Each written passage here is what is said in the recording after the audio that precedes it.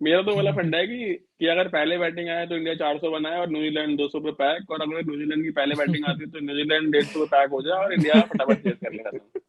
हाँ, वो वाला है कि अपने को नहीं चाहिए कुछ भी, हमें नहीं चाहिए वो कहता है ना कि एंटरटेनमेंट। वो एंटरटेनमेंट एंटरटेन वो कहते हैं। हाँ, जब भी मैंने बोलते हैं ना करीना कपूर कि अब बहुत एक्साइटमेंट हो गया आज रात के लिए, इसे बस बोरिंग बना दो, तो मुझे एक्साइटमेंट होगी वर्ल्ड कप के लिए, इस मैच को बिल्कुल बोरिंग बना दो, मुझे कोई दिक्कत नहीं है। इंडिया मतलब इंडिया जीतना चाहिए, इन हाँ, फेवर ऑफ बस इंडिया इंडिया। जीतनी चाहिए।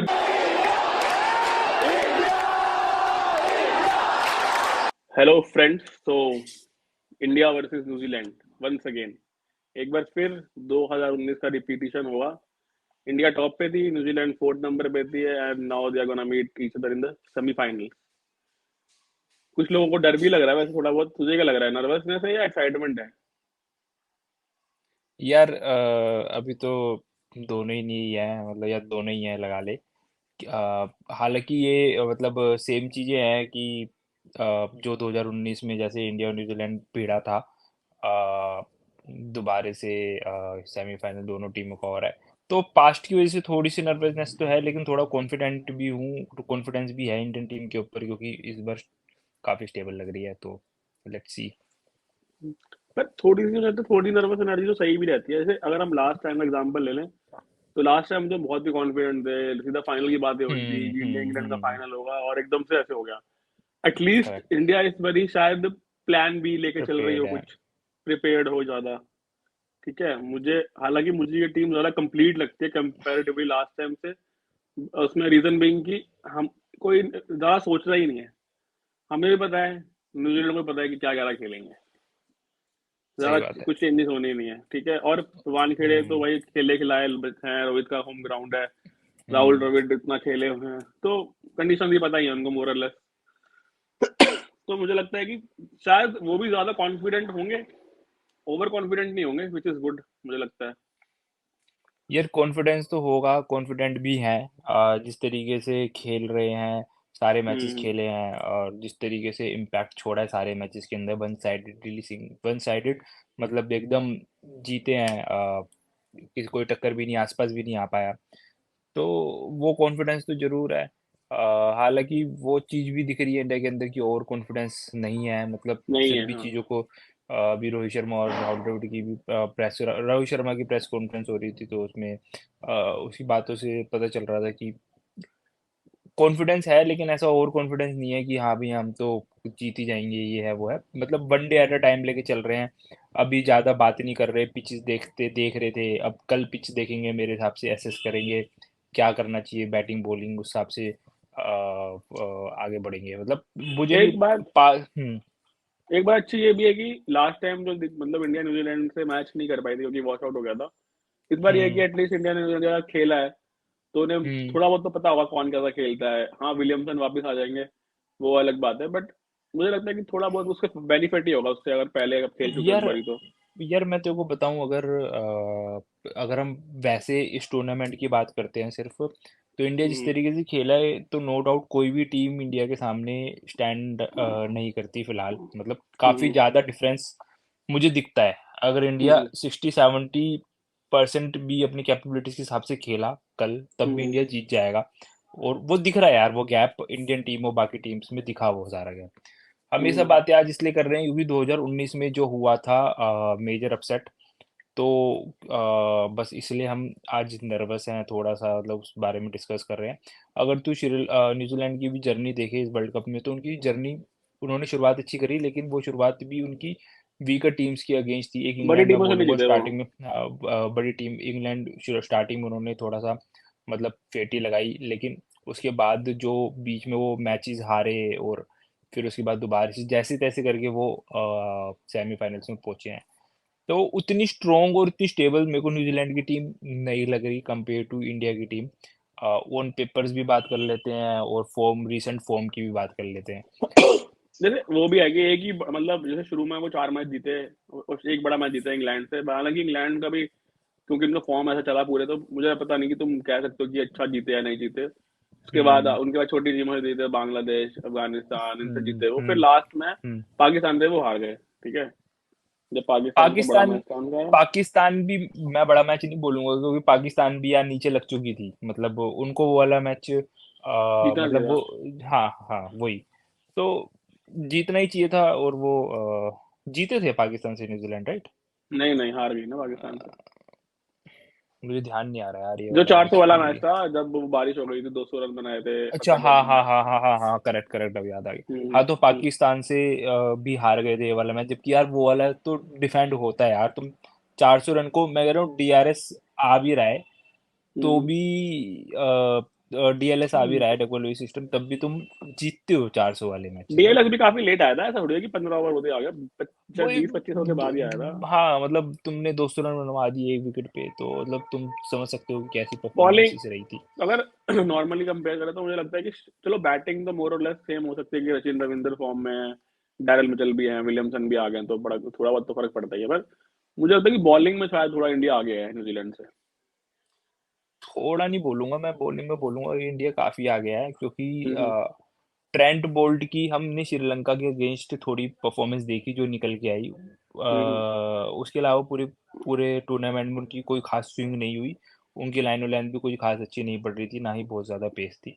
हम्म टिम साउदी है, टिम साउदी की भी वही शुरू में 2 ओवर्स अगर स्विंग हो रही है तो ठीक है। वो उतने मुझे, Tim Southee as a bowler कभी मुझे इतने थ्रेटनिंग नहीं लगे, फ्रैंकली स्पीकिंग। बस ये है कि बॉल थोड़ी स्विंग होती है स्टार्टिंग के 2 ओवर, अगर ढंग से खेलना हो तो तुम खेल सकते हो। और उसके बाद तो यार फेगरसन है, वो तो रो पेस है। और स्पिनर्स भी अगर तुम बोलो तो यार सैंटनर हैं जो सीधी सीधी बॉलिंग कराते हैं। वो उतने विकेट टेकिंग बॉलर नहीं है सैंटनर भी, मतलब उतने विकेट टेकिंग बॉलर मेरे को लगते नहीं है। अगर हाँ, अगर रन कंसीड नहीं करने तो वो सैंटनर जो है वो प्रेशर बना के रखते हैं। और क्या कहते हैं, रचिन जो है वो, हम्म उन्होंने कोई ऐसे कोई अभी बॉलिंग से उतना कोई इम्पैक्ट डाला नहीं है। हम्म उसके बाद फिर उनके ये फिलिप्स वगैरह आ जाते हैं, तो यार ऐसी कोई इतनी कोई खतरनाक बॉलिंग है नहीं शुरू के। अगर हम वही ट्रेंट बोल्ट को अगर ये थोड़ा सा टैकल कर लें आराम से, Trent Boult and Tim Southee. मैं ट्रेंट बोल्ट से डेंजरस टिम साउदी इसलिए बोलूंगा क्योंकि ना टिम साउदी की बॉल स्टार्टिंग में स्विंग होती है, आउट स्विंग होती है, जो रोहित शर्मा को शायद इस टूर्नामेंट में अभी तक नहीं मिली। और टीम सऊदी वो लाइन रखते हैं, ड्राइविंग वाली लेंथ, जो स्टार्टिंग के 2 ओवर में, मतलब समझ रहा है कि कैच हो सकता है एक या कोई एक दिक्कत जो दे मेन सकता चीज है। है ना, कि जैसे जैसे तुमने बोला कि शुरू में निकालना है इंडिया को, बस न्यूजीलैंड अगर बैटिंग करते हैं तो बैटिंग करते हैं शुरू तो में शुरू में निकालना है, फिर से बीच में कुछ है नहीं, जैसे कि जो कि इंडिया के पास है। अगर आप बुमराह को और सिराज को जेल भी लेते हो, तो भी आपको हम्म। शमी और कुलदीप झेलने पड़ेंगे, और मतलब विकेट ले रहे हैं, करेक्ट। और पहली बात, सेकंड बात तो हम्म। मेन बात ये है कि विकेट भी ले रहे हैं, तो उससे फर्क पड़ता है। तो ये चीज थोड़ा सा मुझे लगता है कि इंडिया को थोड़ा सा एडवांटेज है। मतलब आगे रखती है, एडवांटेज देती है। बाकी तो मतलब इन सेमीफाइनल्स में, अब बड़े नॉकआउट मैचेस में थोड़ी किस्मत का भी लो और लक फैक्टर भी होता है, मुझे लगता है कि लक कहाँ पे फैक्टर, कौन सा। हाँ वो लक फैक्टर तो यार देख है ही, जो हम्म है जो हम्म भी होगा। लेकिन इंडिया जिस तरीके से टूर्नामेंट में खेला है, अगर हम सिर्फ उसी को ही फिलहाल हम असेस कर सकते हैं ना कि मतलब क्या चांसेस हैं, तो उस हिसाब से तो यार मतलब इंडिया ही फेवरेट है। और एक बात है, जैसे जैसे सब लोग कोहली रोहित की बात कर रहे हैं, या शुभमन गिल की बात कर रहे हैं, पर जैसे बॉलिंग में लोग बुमराह की इतनी बात नहीं कर रहे हैं, मैं देख रहा हूँ वैसे, मतलब विकेट नहीं लिए तो इसलिए ज्यादा बात नहीं हो रही है तुझे मतलब, पर उन्होंने बहुत डॉट बॉल कराई है। मैंने कहा कि उन्होंने शायद 300 प्लस डॉट बॉल कराई हैं पूरे वर्ल्ड कप में अभी तक। ठीक है, तो मतलब मुझे लगता है कि वो बहुत बड़ा फैक्टर है, जब आप एक तरह से रन रोक देते हो, और फिर क्योंकि जब रन रोक देते हो तो वो दूसरे बॉलर को अटैक करने की कोशिश करते हो जहां पे विकेट जाती है। तो बुमराह मुझे लगता है काफी बड़ा फैक्टर है ये अभी तक जो हमारे ये मतलब वर्ल्ड तू कप में सिचुएशन है। ये तू अच्छे स्टैट्स निकाल के लाया है। अगर अगर हम 302 हम्म डॉट्स जैसे तू कह रहा है, तो हम्म। इसका मतलब अगर हम लगभग फाइव लगभग 50 फोर्टी ओवर फिर। हाँ, फाइव 50 ओवर। फोर्टी बॉल्स अगर 10 के 10 ओवर अगर बुमराह सारे मैचेस में डालता है तो 540 हम्म बॉल्स डालता है। उसके अंदर 540 हम्म में उसने 300 बॉल डॉट डाली है। जबकि इन्होंने हम्म बुमराह ने 540 बॉल्स डाली भी नहीं है, उन्होंने मुझे लगता है 450 के करीब बॉलें डाली होंगी पूरे टूर्नामेंट में, 400 साढ़े हम्म चार सौ तो उसके अंदर 300 डॉट निकालना, तो हम्म यही बताता है यार कि कितना ज़्यादा प्रेशर ये क्रिएट कर देते हैं, और स्टार्टिंग के ऊपर ही। और हमने ये हम्म देखा भी है। अगर हम स्टार्टिंग में मैचेस में देखें, जब शरदुल नहीं खेल रहे थे, जब सिराज खेल रहे थे, तो अपने बुमराह के ओवर होते थे 3 ओवर 4 रन, 4 ओवर 10 रन। दूसरी तरफ से सिराज को फेटी पड़ती रहती थी, थोड़े रन आते थे, लेकिन दूसरे बॉलर को चांस लेना पड़ता था। मतलब, और उसी में ही आउट भी हो जाते थे। तो मतलब तो वो इम्पैक्ट जो बुमराह का है मतलब बॉलिंग के अंदर, वो तो यार वो अनसंग हीरो वाली बात है कि इनका इतना नाम नहीं हुआ ना, तो इन्होंने इतनी विकेटें ली, लेकिन जो जिस तरीके से अपनी लाइन और लाइन से परेशान कराया ना, इन स्विंग आउट स्विंग बिल्कुल नचा के रखा है शुरू के इन स्विंग आउट स्विंग चार, फिर मिडिल हाँ, ओवर में शुरू के जब रोहित मिडल लाते हैं ओवर, विकेट लेने के लिए। जब भी लाना हो, तो वो प्रेशर तो है ही यार। और उसके बाद फिर अब जब से शमी आए हैं तो वो फिर लीथल कॉम्बिनेशन बन गया। शमी का तो मतलब इतना मतलब सीम इतना बढ़िया जाता है ना, बॉल हाथ से जो जाता है तो उससे बहुत फर्क पड़ रहा है, मतलब पड़ के बॉल ऐसा निकलता है एकदम से, चाहे पिच में कुछ लेकिन भी नहीं यार है। शमी की बात, तेरी बात ठीक है, लेकिन शमी को भी ना ऊपर से विकेटें चाहिए होती हैं एक आधी। मतलब मतलब पहले से विकेट गिरी भी हो, मैंने कई बार नोटिस किया है, अगर एक आधी विकेट ऊपर गिर गई है, मतलब बुमराह ने या सिराज ने ले ली, तो उसके बाद शमी और लीथल हो जाते हैं। मतलब मुझे लगता है जो होता है ना पूरा 100% निकल के आता है शमी का, first down, second down, third down के यही है पीरियड ना कि में। आप किसी को मतलब जैसे और टीम्स में मतलब एडवांटेज है ना, 5 बॉलर खेलने की एडवांटेज भी और डिसएडवांटेज भी है कि डिसएडवांटेज ये है कि थोड़ी बैटिंग आपकी हल्की सी कमजोर हो जाती है। एडवांटेज ये है कि कि जो सामने वाली टीम है उसको किसी को एक मेन बॉलर को अटैक करना पड़ता है। जैसे अगर देखा जाए तो बाकी टीमों में क्या है कि 4 बॉलर से खेल रहे हैं, फिर 2 3 ऑलराउंडर करा रहे हैं, तो एक एक मतलब है जहाँ पे अटैक कर सकते हो। पर इंडिया इंडिया की टीम में फिलहाल ये चीज दिक्कत नहीं है, क्योंकि शमी मतलब वर्ल्ड क्लास बॉलर है, कुलदीप विकेट दे रहे हैं, जडेजा भी। अगर जैसे तुम्हें जडेजा को मतलब अच्छे ऑलराउंडर है, आप हल्के में नहीं लेते जडेजा को भी, बढ़िया बॉलिंग कराते हैं। तो वो चीज वो एक एडवांटेज भी है इंडिया के पास कि 5 बॉलर हैं तो किसी को तो आपको आड़े हाथ लेना पड़ेगा, और अगर आप लेने जाते हो तो उसमें विकेट भी जाती है, क्योंकि वो मेन बॉलर है।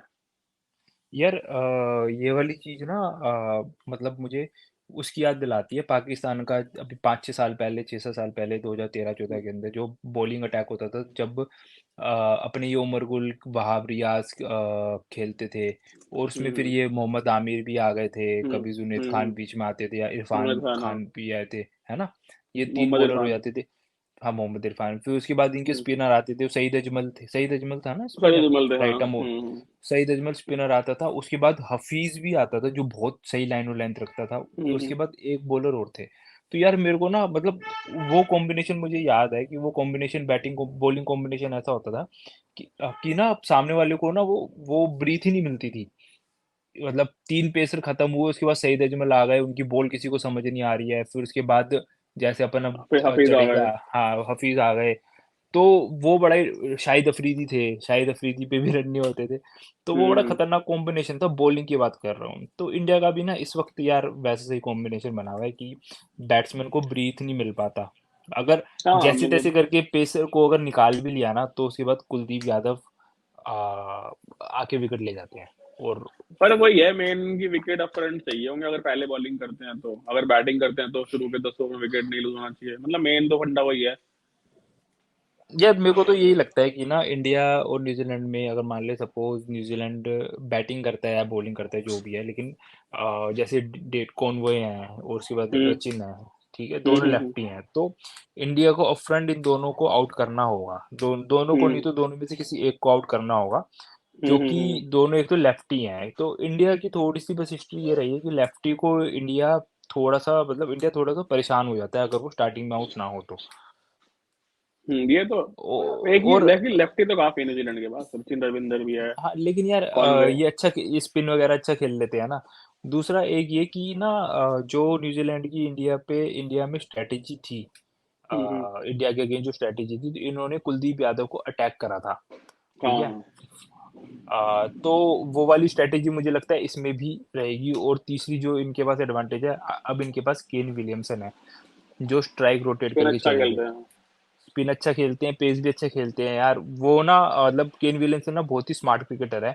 वो अपने ऊपर इसका प्रेशर नहीं आने देते, अगर 40 बॉलों में 10 रन भी है ना, तो वो कभी रैश शॉट खेल के आउट ही नहीं होंगे, अच्छी बॉल पड़ गई तभी आउट होंगे। वो प्रेशर नहीं ला वो वाला प्रेशर नहीं आने देते कि मैं स्कोर बोर्ड नहीं चला पा रहा, या ये नहीं, वो मतलब विकेट को एसेस बहुत अच्छी तरीके से कर लेते हैं, तो हमें भूलना नहीं इंपॉर्टेंट चाहिए ये। विकेट रहेगा, इंपॉर्टेंट विकेट है केन विलियमसन का, क्योंकि वो इजीली आउट तो होते नहीं है, अगर तुझे विकेट नहीं याद हो फेंकते वो। 2019 में भी वो 19 बड़ी में भी, ट्रिकी, हाँ, और हाँ, टेलर ट्रिकी उसने बनाए पिच थे। थी।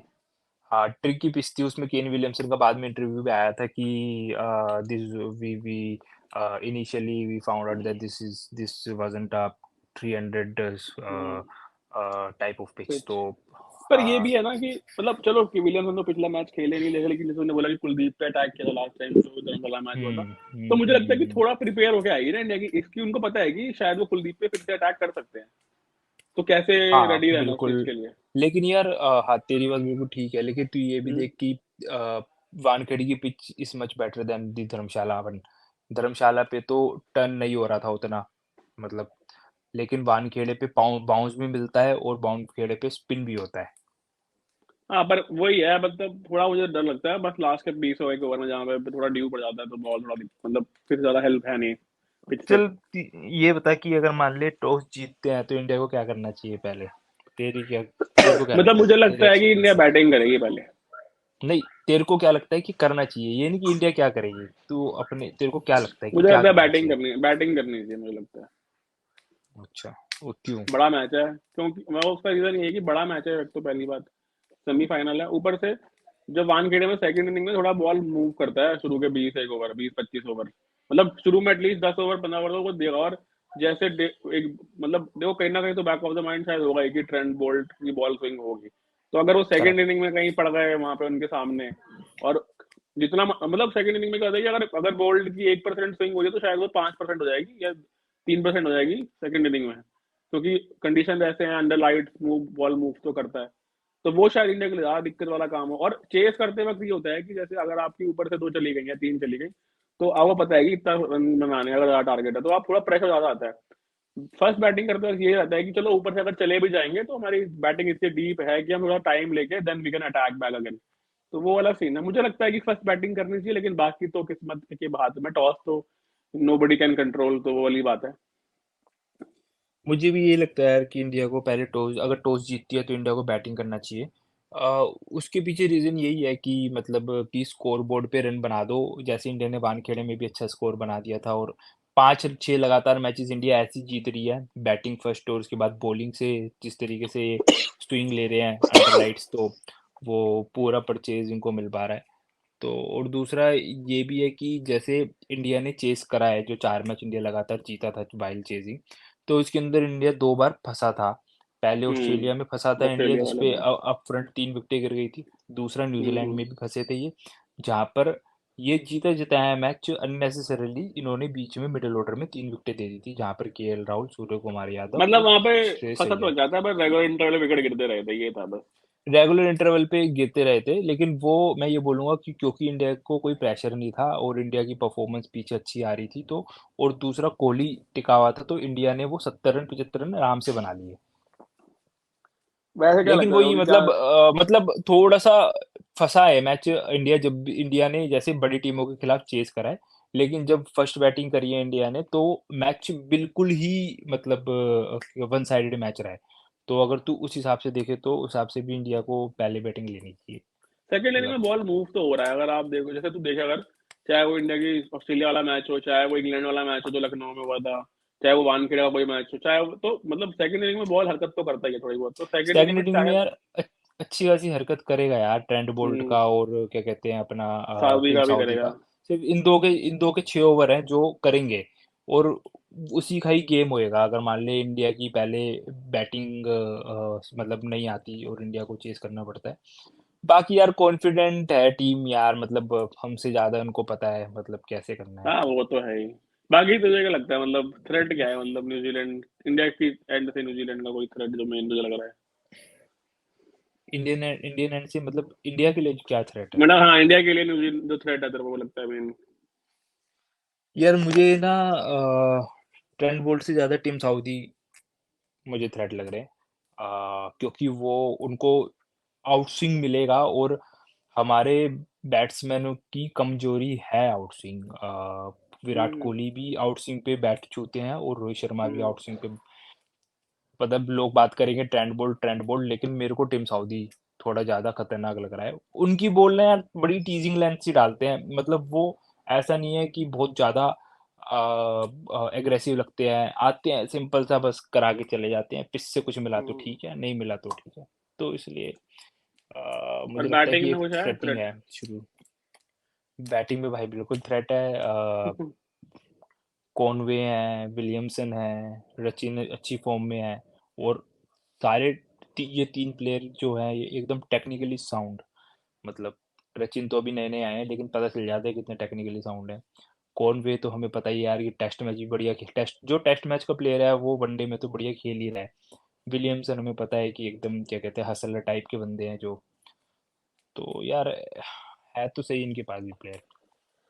हाँ भाई प्ले बट हालांकि फोर्थ रही है न्यूजीलैंड, पर टीम तो अच्छी है यार ऑन पेपर, टीम यार देखा जाए इनकी ना तो। धीरे धीरे यार, मतलब जैसे हम इंडिया की तारीफ करते हैं ना, मतलब ठीक है हम्म। ये मतलब चौथे नंबर पे रही। इनके कुछ चीजें भी रही, जैसे मैट हेनरी बीच में इंजरी इंजर्ड हो गए थे। वगैरह। विलियमसन मेन कैप्टन ही तुम्हारा बाहर हो गया, ठीक है ना।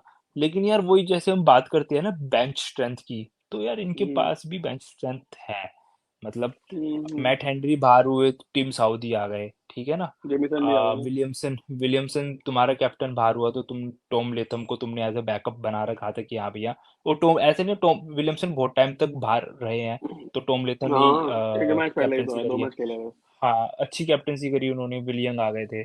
जेमिसन इनका बाहर बैठा हुआ है, ठीक है ना। सऊदी सोडी जो है वो स्पिनर को इन्होंने बिठा रखा है। तो मुझे लगता है कि इंडिया के बाद जो अच्छी जिसके पास बैकअप था, मतलब बेंच स्ट्रेंथ थी, वो न्यूजीलैंड ही है। खैर देखते हैं फिर कल क्या होता है, बड़ा मैच है कल तो, मतलब बहुत ही बड़ा मैच है, सेमीफाइनल, मुझे लगता है फाइनल से बड़ा मैच है कल शायद एक तरीके से इंडिया के लिए। यार मुझे बस यही लगता है कि इंडिया मतलब ज़्यादा कुछ सोचना नहीं चाहिए, गो विद द फ्लो वाला हिसाब है। जैसे नॉर्मल मैच है उसको ऐसा कंसीडर करके ही लें, ठीक है यार। नॉकआउट नॉकआउट है। चल एक हम्म। क्वेश्चन पूछता हूँ जाते जाते, सपोज हम्म। खुदा ना खास्ता कुछ ऊंच नीच हो जाए, मतलब कुछ हम्म। भी भाई देख, गेम स्पोर्ट्स तो स्पोर्ट ही है ना। कोई भी हम्म। टीम कभी भी अच्छा कर सकती है, कभी भी कुछ भी कर सकती है। हमने फुटबॉल्स में कितने अपसेट देखे हैं, है ना। तो तू किसी किसको मतलब किस पे क्वेश्चनिंग करेगा, या फिर तू किसको वो क्या कहते हैं यार, अ, अ, मतलब किसको ब्लेम ब्लेम। करेगा फिर तू, हाँ किसको यार ब्लेम मतलब करेगा। यार वो डिपेंड नहीं कर, अब मतलब पहली बात तो खुदा ना खास्ता ये हो ही ना, ठीक है ना। और अगर कल कैसे होता, अब मैच सिचुएशन पे भी हो देखते हैं ना कि कल कैसे होता है। जैसे अगर इंडिया नॉर्मल क्रिकेट खेलती है जैसे अभी तक खेल रही है और फिर भी हार जाते हैं, तो हम किसी को ब्लेम नहीं कर सकते यार। ऐसा नहीं है कि हमारी टीम लेट से लाट से पहुंची हो फाइनल सेमीज में, मतलब डोमिनेट करके पहुंचे हो। देख कुछ मतलब बड़े मैच जीतने के लिए, नॉकआउट जीतने के लिए जो है थोड़ी किस्मत भी, लक फैक्टर भी चाहिए होता है, जो मुझे लगता है। चाहे अगर राइट। फुटबॉल की बात भी कर लो तो ऐसा तो नहीं है कि बाकी टीमें खराब होती हैं, या अर्जेंटीना जो फ्रांस से जीती तो फ्रांस भी अच्छी टीम थी, तो बट एक वो लक फैक्टर था, पेनल्टी शूटआउट में वो नहीं कर पाए, थोड़ा सा वो भी था। या फिर पोर्चुगल की पेनल्टी बात कर शूट लो। पेनल्टी शूटआउट से भी पहले जो एक हम्म। गोल वो कंसीड ऑलमोस्ट कर ही दिया था, और हाँ पर वो बच गया था पुल। ब्लेम करने वाली बात नहीं है, बस ये है कि कल जैसे बिग मूवमेंट्स में कौन कैच इन करेगा, वो वाली बात है बस। मुझे लगता है कि जैसे हो सकता है कि कल कोई मतलब इंपॉर्टेंट कैचेस पकड़ना, हाफ चांसेस कन्वर्ट करना, ये चीजें मुझे लगता है कि इनसे फर्क पड़ता है इंपॉर्टेंट मैचेस में, एक बड़ा रन आउट जैसे होता है। यार वो तो है ही, वो बोलते हैं ना कि मतलब मुझे बस ये लगता है कहीं ना कहीं कि क्योंकि अभी तक मोर और लेस सबने रन बना दिए हैं, ठीक है, सिर्फ शुभमन हम्म। गिल ने रन नहीं बनाए हैं। और कभी अगर अगर अगर जीतती है इंडिया तो मुझे लगता है कि शुभमन गिल का रन बनाएंगे। शुभमन गिल ने बनाए हैं पिछले मैच में इतना नीदरलैंड नहीं है, से मतलब वो अगेंस्ट। तो नीदरलैंड वाला मैं इतना करूंगा नहीं कंसिडर, मतलब बड़े मैचेस में जो है अच्छी बॉलिंग लाइनअप के सामने मतलब खेले हैं, वो अटैकिंग खेले हैं, ऐसा नहीं कि एकदम से आउट होगा, अटैकिंग खेले लेकिन बड़ा स्कोर नहीं करा है, एक बड़ी 100 होती है ना। मुझे लगता है कि शुभमन गिल मुझे शायद लगता कल है कुछ यार, करें। मुझे लगता है कि ना यार, लाइक तूने अभी बड़ी 100 की बात करी, तो ये वर्ल्ड कप मैं कोहली की 100 के लिए याद नहीं रखूंगा, फ्रैंकली स्पीकिंग। मुझे तो रोहित की वो स्टार्ट। 100 वो 100 है, लेकिन मुझे जो सेल्फलेस गेम इस बार थोड़ा, जो जैसे रोहित शर्मा का जो सेल्फलेस गेम दिखाया है, या फिर जसप्रीत बुमराह ने जो बिल्कुल एकदम स्नेक वाली स्विंग कराई है, और मतलब इनफैक्ट केएल राहुल की भी परफॉर्मेंस मैं बोलूँ, जो उन्होंने उठा के रखा है टीम को, जैसे टीआरएस के टाइम पे, या फिर कीपिंग की हम उनकी बात कीपिंग में करें बहुत तो यार इंप्रूवमेंट करा केएल राहुल ने, इतनी कीपिंग में बहुत इम्प्रूवमेंट कीपिंग के इंप्रूवमेंट है। अंदर, और हाँ मतलब ये यार ये अनसंग हीरोज है मेरे लिए इस टूर्नामेंट के। विराट कोहली की 100 नो डाउट, लेकिन वो मेरे को याद नहीं रहेगी, मेरे को रोहित शर्मा की परफॉर्मेंस और मुझे भी बुमराह की रोहित शर्मा परफॉर्मेंस की, ज़्यादा जो याद रोहित रहेगी। शर्मा ने मतलब मुझे लगता है कि रोहित, देखो दोनों की चीज है राइट, शायद रोहित शर्मा ऐसा स्टार्ट इसीलिए दे पा रहा है क्योंकि उन्हें पता है कि नीचे विराट कोहली है, ठीक है, करेक्ट। या केएल राहुल इन फॉर्म है। बट हाँ, क्योंकि रोहित ने ऐसा गेम खेला है, ऐसे शॉट्स खेले हैं जो मतलब आपको एकदम दिमाग में बस गए हैं, कि जैसे जैसे वो विराट वाला छक्का था ना, वैसे रोहित ने मतलब पुल्स मारे हैं। मैंने एक जो देखा कि रोहित अभी जो रोहित स्ट्रेट वो ले रहा है ना, लॉन्ग छक्का मार रहे हैं स्ट्रेट वाला भी बहुत ज्यादा आजकल, वो भी बहुत सही ले रहा है, मतलब बिल्कुल क्लीन हिटिंग। तो वो भी एक चीज है मतलब जो दिमाग में बस गई है एक बारी थोड़ा सा। रोहित यार, लेकिन ना रोहित शर्मा जो तू जितने भी मैचेस उठा के देख ले, 40 24 बॉलों में 40 हो गए या 55 बॉलों में 65 हो इम्पैक्टफुल गए, थे वो हमारे। ठीक है ना। जब अभी भी तो देख ले, नीदरलैंड का भी अगर हम मैच देखें या उससे पहले भी मैच देखें, 10 ओवर के अंदर 90 रन, ठीक है। वही उसके वही। बाद जो भी नीचे बैट्समैन आएगा यार, उसके पास एम्पल टाइम है, ठीक है। हम्म हम्म जो अफ्रीका वाला मैच था जिसमें अय्यर ने स्कोर करा था, अपना हम्म। इसने भी मारे थे 100 रन, कोहली ने। तो उसमें अय्यर ने यही बोला था कि आई वॉज बीइंग इम्पेशेंट, मेरे से रन नहीं लग रहे थे। 40 बॉलों में 19 रन थे वो। उसके फिर बाद बंगलों से भी मैसेज आया था।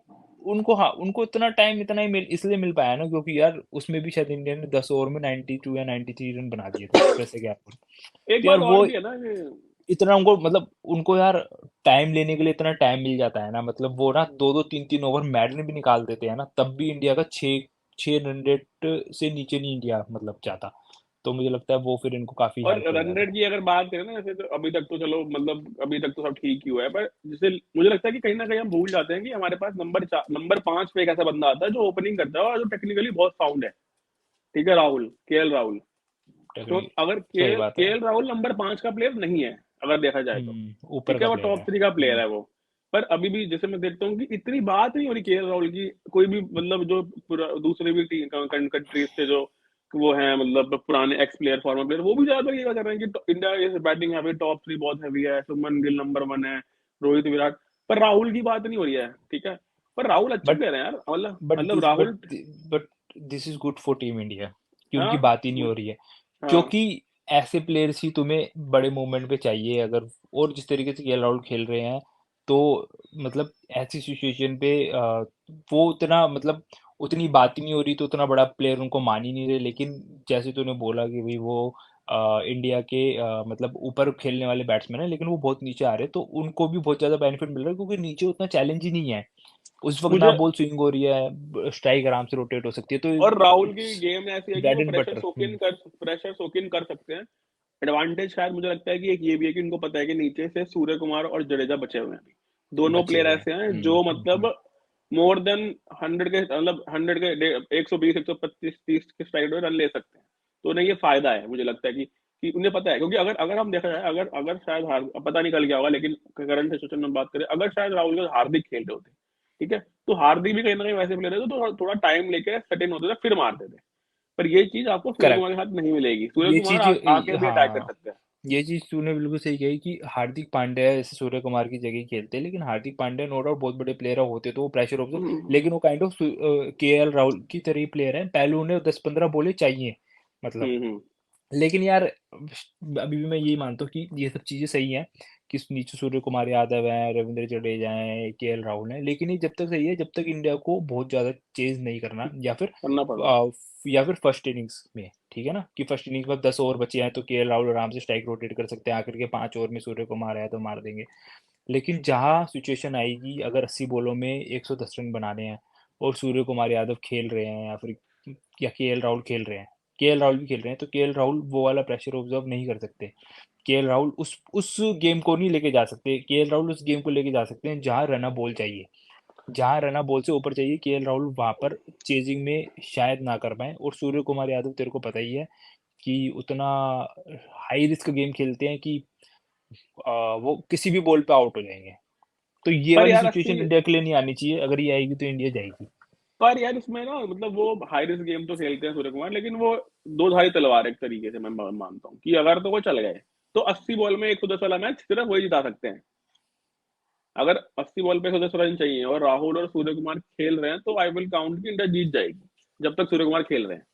ठीक है। ये और अच्छी बात, सूर्य ने ना इंग्लैंड के खिलाफ अच्छा टेम्परामेंट नहीं खेले दिखाया थे, था। मतलब इंपॉर्टेंट हम्म, रन थे वो, 49 जो भी थे, कम तो नहीं बोलूंगा, इंपॉर्टेंट रन थे वो। वो ठीक है। पिच टफ थी, टेम्परामेंट अच्छा दिखाया था, और उनके और 49 की वजह से तो 230 पहुंचे थे।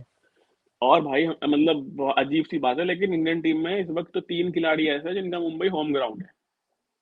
लेकिन वो भी मुंबई में तो था इंग्लैंड से मैच। कौन सा वाला? नहीं, वो लखनऊ में था यार। अच्छा, लखनऊ में था। हाँ। मुंबई में इंडिया श्रीलंका से खेला था शायद। हाँ, पता नहीं, पर वो लखनऊ में था। तो सूर्य कुमार को नहीं पता होगा तो किसे पता होगा कैसे खेलना है? और श्रेयस अय्यर और रोहित शर्मा सब वहीं के हैं, तो यार इनसे अच्छी तो किसी को पता नहीं होगा ना पिच क्या खेलती है। बट स्टिल मैं यही बोलूंगा, स्टार्टिंग में बोला था कि इंडिया अगर टॉस जीत के बैटिंग, अगर इंडिया की बैटिंग आती है तो ये टेम्पलेट बहुत सही है कि सूर्य कुमार यादव आखिरी के 5 ओवर के अंदर, अगर मान लिया इंडिया, सपोज इंडिया 45 ओवर में 260 रन है, या 45 ओवर में 230 रन है, और 5 ओवर है, तो ना सूर्य कुमार यादव कैन बी, बिल्कुल। मतलब एज डिस्ट्रक्टिव ना, कुछ कहने की हद नहीं वो, मतलब 5 ओवर के अंदर 70 भी मार सकते हैं और 80 भी मार सकते हैं। तो मुझे वहाँ भी वो जो लगता है। और 20 रन जो वो मिल सकते हैं वो सिर्फ सूर्य कुमार यादव दे सकते हैं।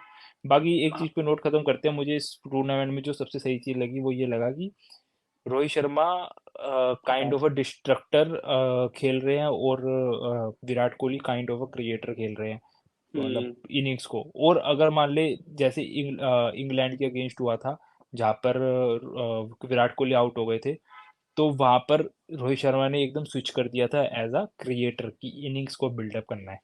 तो ये एक ऑटो पायलट मोड पे चल रहा है। वो तो है ही, मतलब अच्छी बात यही रही है कि अभी तक हर मैच में या तो रोहित चले या विराट चले, वो बड़ा सीन है अभी तक तो। और एक होपफुली कल भी चल जाएंगे। रोहित शर्मा की एक तारीफ और करूंगा कि इस टूर्नामेंट के अंदर, पहले का तो छोड़ो मुझे, मतलब लेकिन इस टूर्नामेंट के अंदर रोहित शर्मा जो है वो बिल्कुल भी क्या कहते हैं, जो एक फैन बॉन्ड है ना विराट कोहली का, उससे ना बिल्कुल भी जेलस नहीं है, मतलब वो तो पहले उन्होंने भी नहीं देखा बिल्कुल, यार। पहले भी नहीं थे, लेकिन ना इसके अंदर ना बड़ा ही क्लियर हो गया, जैसे बोलते थे ना कि कुछ है दोनों के बीच या जो भी है, तो ना जो जो फैन बॉन्ड है ना जो विराट कोहली का, कि भाई इतना ज्यादा मतलब फैन फॉलोइंग, और जो है उनका कि ओरा, उससे बिल्कुल भी इनसिक्योर नहीं है रोहित शर्मा। रोहित शर्मा को पता है कि भाई मेरे को जो अपना काम करना है। जो इंडियन फैन है ना, जो सही इंडियन फैन होगा, वो कभी भी ये नहीं चाह रहा कि रोहित आउट होके विराट कोहली आए, कि विराट कोहली की बैटिंग देखनी है। उनके लिए मुझे लगता है रोहित भी इक्वली इंपॉर्टेंट है जितना विराट कोहली है। ठीक है, Virat Kohli is a big name, वो अलग अलग बात है। बट अब इस टूर्नामेंट में Rohit is equally, Rohit has been equally important. उन्होंने अगर ऊपर से बिल्कुल स्टार्ट नहीं दिए होते तो विराट कोहली शायद नीचे आके सेट नहीं हो पाते, टाइम नहीं ले पाते होते जब उन्होंने टाइम लिया। यार, तो हाँ, बात तेरी ठीक है, लेकिन still hmm, we are not taking away anything from Virat Kohli. लेकिन नहीं विराट कोहली नहीं। यार बहुत ज्यादा बड़ा प्लेयर है, मतलब विराट कोहली रहता है तो उसके आसपास हमें भी कॉन्फिडेंस रहता है कि विराट कोहली है तो इसके आसपास सारे टिक जाएंगे। श्रेयस अय्यर हो गए, केएल राहुल हो गए। पर जैसे तूने बोला कि रोहित प्लेज प्लेइंग डिस्ट्रक्टर और विराट इज क्रिएटिंग और एंकरिंग द इनिंग, वो बिल्कुल ठीक है। और जो बाकी रही फैन वाली बात, वो जो जो मतलब लड़ रहे हैं आपस में, दो आर नॉट फैंस, फैंस वही हैं जो जिनको पता है कि रोहित और विराट दोनों चाहिए तभी हम जीत पाएंगे। सीधी सी बात है। जाते जाते watch out player from India और watch out player from New Zealand. Watch out तो नहीं लग पता मुझे, पर मुझे लग रहा है, मतलब मुझे अंदर से गट फीलिंग आ रही है कि कल शुभमन गिल मारेंगे। और फ्रॉम न्यूजीलैंड। न्यूजीलैंड को हम चाहते नहीं ना कोई मतलब बिग प्लेयर खेले, मुझे तो लगता है। मेरा तो वाला फंडा है कि अगर पहले बैटिंग आए तो इंडिया 400 बनाए और न्यूजीलैंड 200 पे पैक, और अगर न्यूजीलैंड की पहले बैटिंग आती है तो न्यूजीलैंड 150 पे पैक हो जाए और इंडिया फटाफट चेस कर ले खत्म। वो तो मतलब मुझे ये इंटरेस्टिंग तो नहीं चाहिए मैच। ये तो मीम मीम है ना वो, कि मेरे को चांस हम्म। लेने का ही नहीं हाँ, है। वो वाला है कि अपने को नहीं चाहिए कुछ भी, हमें नहीं चाहिए वो कहता है ना कि एंटरटेनमेंट। वो एंटरटेनमेंट एंटरटेन वो कहते हैं कि वो कौन सी रणवीर कपूर की मूवी है ना, वो एक की बहुत एक्साइटमेंट हो गई एकदम एकदम, इसको बोरिंग बना दो। अरे नहीं वो, हाँ, जब भी मैंने बोलते ना करीना कपूर कि अब बहुत एक्साइटमेंट हो गया आज रात के लिए, इसे बस बोरिंग बना दो, तो मुझे एक्साइटमेंट हो गई वर्ल्ड कप के लिए, इस मैच को बिल्कुल बोरिंग बना दो, मुझे कोई दिक्कत नहीं है। इंडिया मतलब इंडिया जीतना चाहिए इन हाँ, फेवर ऑफ बस इंडिया इंडिया। जीतनी चाहिए। मैच सर चाहे मैच एक इनिंग में खत्म हो जाए, मतलब आप पहले इनिंग में दोनों बैटिंग कर लाइक रहे हैं। लाइक हम्म, श्रीलंका एशिया कप की फाइनल की तरह, हाँ, इंडिया मुझे कोई जाए फर्क नहीं पड़ता 50 चाहे। 50 रन पर हाँ, आउट कर दे न्यूजीलैंड को और खुद न्यूजीलैंड को, बना ले हाँ, 5। चाहे हम बाहर ही हों कि वहीं काम से गए और पता लगा वापस आके इंडिया ने निपटा दी न्यूजीलैंड पर। Indian will be more than happy. Excitement final में देख लेंगे, पर न्यूजीलैंड से तो एक, तो मुझे लगता है कि एक ब्लॉकेज है जो वो पार कर लेनी चाहिए इस बारी में। मुझे लगता है वो ब्लॉकेज इंडिया पार कर चुकी है, कि once you win the game in the league matches ना, हम्म। वो भी काफी इंपॉर्टेंट होता है, फर्क और है वो। इंडिया के लिए वो भी। हम उस वक्त, हम पिछले बार भी यही बात कर रहे थे कि न्यूजीलैंड एक है थ्रेट इंडिया करने का भी हरा है। जीत गई उसके बाद भी हम फिर भी हम यही बात कर रहे हैं सेमीफाइनल, क्योंकि पिछली बार भाई कोई ना कोई टीम तो आएगी, किसी ना किसी टीम से तो कुछ ना कुछ मैच होना ही था। ये देखते हैं, निकल मतलब जाए मैं और कुछ जीत जाए। बोलूंगा नहीं जीतेगी या हारेगी, I don't want to jinx it. I hmm. Hope कि जीत जाए, बट लेट्स सी क्या होता है। बाकी आप लोग ठीक बताओ है। कमेंट्स में, आपको क्या लगता है, क्या नर्वस हो या एक्साइटेड हो या दोनों हो? नर्वस एक्साइटमेंट दोनों हल्की हल्की है। और कौन सा स्टैंड आउट प्लेयर रहेगा कल इंडिया की तरफ से? Let us know in comments, and please अगर आपको हमारा कंटेंट अच्छा लगता है तो प्लीज लाइक करें, हमारे कंटेंट को शेयर करें, और हमें बताएं कि आपको कैसा कंटेंट देखना है, तो हम वैसा बनाएंगे। Share the feedback with us as well. Bye.